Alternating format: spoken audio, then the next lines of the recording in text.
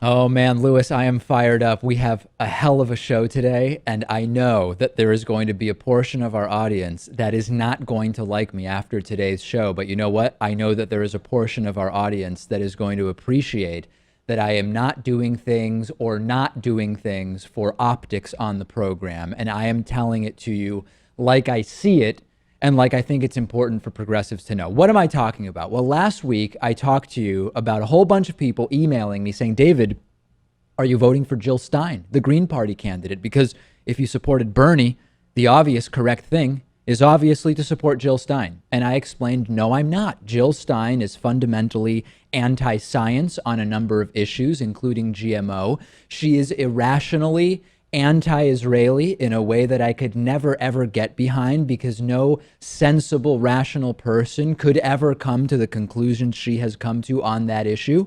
And it's gotten way, way worse. Really, really bad. A video was sent to me of Jill Stein saying that Wi-Fi could be dangerous for our brains. And I'm going to play the clip for you.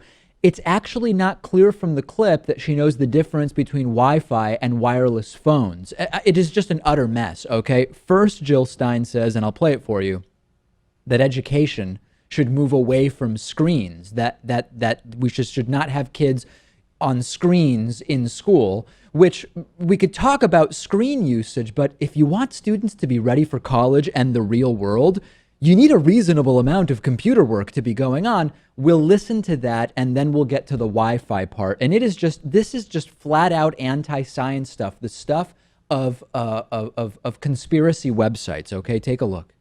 Wonderful.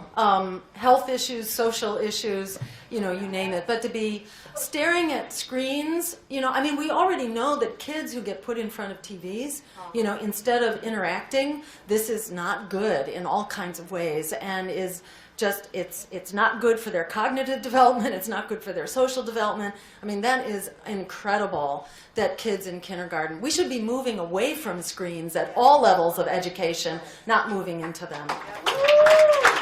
Yeah. And this is another corporate ruse. This is another gimmick to try to make a buck, make big bucks, in fact, and education and teachers and communities suffer. So we need to stand up to that. Thank you. What about the wireless? Yes, right. I mean, we should not be subjecting kids' brains, especially, to that. And, we don't follow that issue in this country, but in Europe, where they do, they have good precautions around wireless. Maybe not good enough, because it's very hard to study this stuff. We make guinea pigs out of whole populations, and then we discover how many die. And this is like the paradigm for how public health works in this country, and it's outrageous. I mean, this is why we need to take back, really, not just our schools, and our electoral system. We really need to take back the whole institution of how we create. This is woo. Okay, this is not a thinking progressive, and it's not even clear she knows what she's talking about.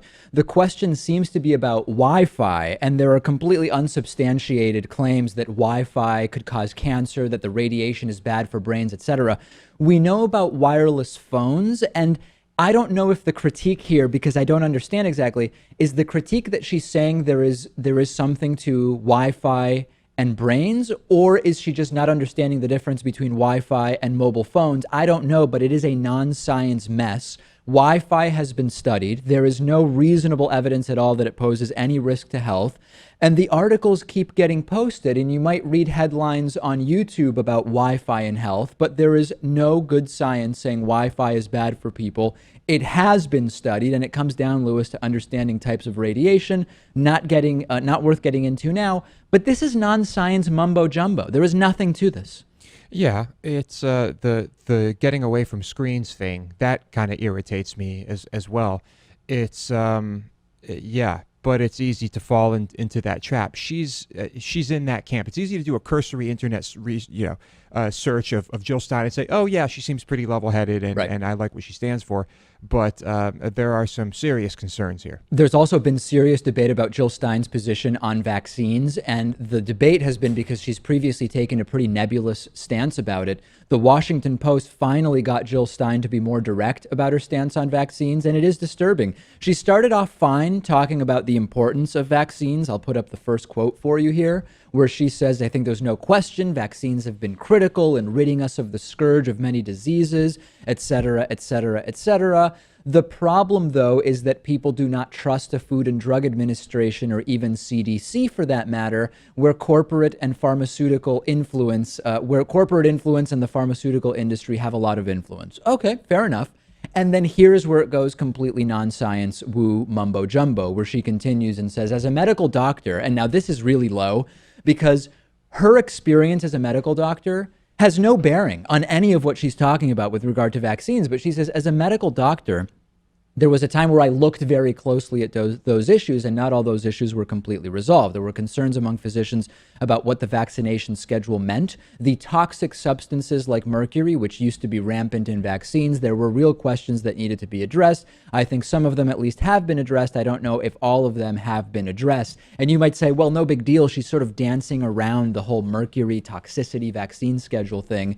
She's using her title of doctor to appear to be particularly qualified to comment about vaccines when she's not. The mercury thing has been totally debunked. And if you're going to email me, and I know some of you will, and say, well, David, Snopes said Jill Stein is right on vaccines. Number one, no one source is ever always right. So yes, Snopes wrote an article defending Jill Stein, but 4 or 5 other reputable skeptic pro-science blogs have said, well, listen, both Jill Stein and Snopes are wrong on this. So, Lewis, this is not someone that I would ever support. And I have disagreements with Hillary Clinton on specific elements of foreign policy, or I would rather the minimum wage be $15 rather than $12 or whatever. But this is just fundamentally anti-science nonsense. And I'll mention also the Green Party supports funding homeopathy, which has been debunked as not a valid treatment or cure for any condition or symptom, period. Homeopathy is nothing. And the Green Party, not necessarily Jill Stein, but the Green Party supports funding that. I don't want anything to do with this. No, the party should really be focusing more on they should sound like Bernie Sanders. Yeah. They really need to get away from this stuff. And, it's just as easy to do a cursory search of Hillary Clinton and think that everything's wonderful. And then you add to this the reality that Jill Stein cannot and will not be the president.